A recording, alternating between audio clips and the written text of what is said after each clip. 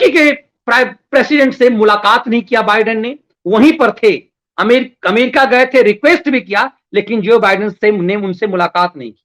और उसी तरह दूसरी तरफ भारत के प्रधानमंत्री का किस तरह से दिल खोल करके जो बाइडेन ने उनका स्वागत किया, ये चीजें दिखाती है कि यहां परसेप्शन क्या बनाया गया कि नरेंद्र मोदी ने ट्रंप के लिए फेवर में नारे लगवाए, जबकि हर चीज क्लियर है कि मोदी ने ट्रंप के खिलाफ नारे नहीं लगवाए। देखिए इससे षड्यंत्र ये सब करते हैं।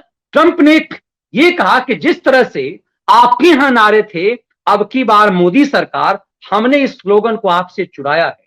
अब की बात ट्रंप सरकार, क्योंकि पाकिस्तान अमेरिका में बड़े पैमाने पर इंडियन हैं। जैसे जो बाइडेन ने खुद कहा कि 40 लाख जो हैं वोटर हैं अमेरिका में जो भारतीय हैं। इसका कहीं ना कहीं प्रभाव पड़ता है, क्योंकि 40 लाख हमें 130 करोड़ के देश में बहुत ज्यादा नहीं लगता, लेकिन अमेरिकी जनसंख्या के हिसाब से 40 करोड़ जो हैं, ये 40 लाख बहुत मायने रखते हैं। हमारे लिए हमारी जनसंख्या के अनुपात में 40 लाख भले हमारे वोटर सिस्टम में बहुत मायने नहीं रखते हों, लेकिन अमेरिका के लिए बहुत मायने रखते हैं। और अमेरिका में यदि इतने भारतीय हैं तो इसका मतलब है कि अमेरिका के सरकार को प्रभावित करने वाले भारतीय लोगों का एक जबरदस्त प्रभाव है। ट्रंप को यह लगा कि यदि ये नारा और इस तरह की चीजें यदि होगी तो हमें फायदा होगा। हर पॉलिटिकल पार्टी ये चाहता है, लेकिन जब सरकार में वो आता है, उसकी अपनी देश के प्रति सोच होती है कि वो किस देश के साथ कैसा संबंध रखेगा।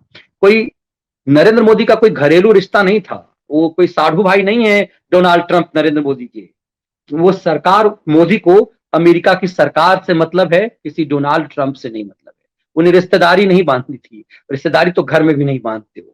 इस बात को समझिए कि कैसे खलियर खैरातियों ने शुरुआत में पीएम बनने की जब इनकी बारी आई तो फैलाया कि अमेरिका इन्हें वीजा ही नहीं देगा, भारत बहुत अपमानित होगा कि भारत के प्रधानमंत्री को वीजा नहीं मिलेगा।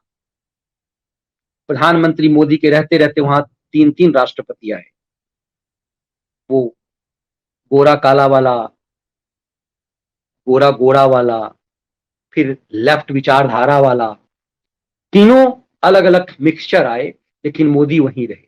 अब इस बीच चीज को ये मैं इसलिए कह रहा हूं कि कैसे इसका आप ठोक करके नहीं कह सकते, लेकिन यदि भारत ने किसी देश के खिलाफ जबरदस्त स्टैंड लिया है तो तुर्की के खिलाफ लिया। स्टैंड लिया था मलेशिया के खिलाफ भी, जब मलेशिया का प्रधानमंत्री महातिर मोहम्मद ने इमरान खान के साथ एजेंडा चलाने की कोशिश की थी तो नकेल कस दिया था मलेशिया का।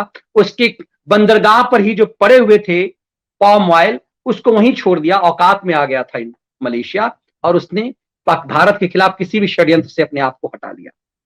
लेकिन तुर्की आज की तारीख तक षड्यंत्र कर रहा है। उस तुर्की का क्या खेला हुआ, उस पाकिस्तान का क्या खेला हुआ, ये पाकिस्तान समझ रहा है। इस पूरी परिप्रेक्ष्य को समझने के लिए फिर समझना होगा कि खैराती अपने देश के खिलाफ क्यों षड्यंत्र कर रहे हैं, क्यों ये चाहते थे कि जो बाइडेन एक बार मोदी का अपमान कर दे। मोदी से नफरत में देश के खिलाफ नफरत किस स्तर तक था, इस बात को मुझे लगता है कि हम सब बेहतर तरीके से समझ पाएंगे।